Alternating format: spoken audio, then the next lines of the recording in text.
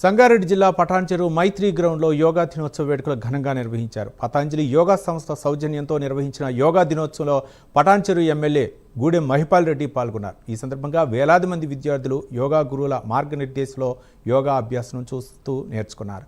ప్రజలందరూ ప్రతిరోజు తమ దినచర్యలో భాగంగా యోగా చేయాలని ఎమ్మెల్యే గూడెం మహిపాల్ రెడ్డి సూచించారు.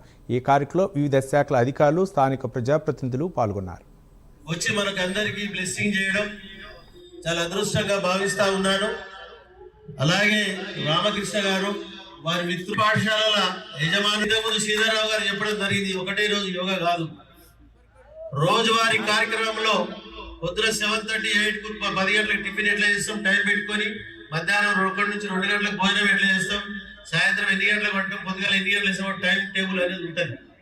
యోగా గిట మనం దానికి టైం అండ్ ఫిక్స్ చేసుకొని 5 to 6, 6 to 7 అట్లా 1 hour దీనికి స్పెండ్ చేసినట్టయితే తప్పకుండా ఆరోగ్యపరంగా భగవంతుడు ఇచ్చిన సమయాన్ని 100 సంవత్సరాలను చనిపోయేది తప్పదు, ప్రతి ఒక్కడు గిట్టగా తప్పదు, చనిపోయేంత వరకు ఆరోగ్యపరంగా ఉండాలనేదే ఆలోచన.